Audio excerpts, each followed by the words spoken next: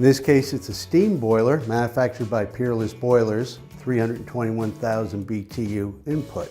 That's the size rating of how much steam heat it'll put out through the radiators in the house. The difference between a steam boiler, a hot water boiler, and a furnace is this is producing steam that's pumping through the cast iron radiators throughout the house. A hot water boiler would just be pumping hot water through the radiators.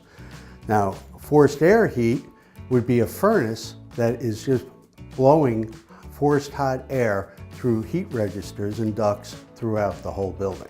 This burns regular fuel oil, and you have an option of having natural gas type boiler.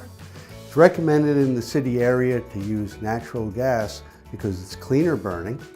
You don't have to worry about deliveries. It's piped in through the street and it's always here. You don't have to worry about trucks trying to get down the road or through the snowstorms in order to deliver your oil. And they require less maintenance. They're cleaner burning. This boiler here was manufactured in 1996. It's got typical corrosion. It is operating as intended, but it's only working at approximately 72% efficiency. Today's age, with the cost of heating a house for oil or natural gas, it's recommended that you upgrade to a more energy efficient system. This boiler also produces the domestic hot water for the whole building.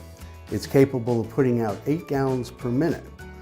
It's recommended that you consider converting to a separate water heater that will have constant demand, like a tankless on-demand type water heater, or a flash boiler to produce adequate volume and pressure of domestic hot water throughout the building.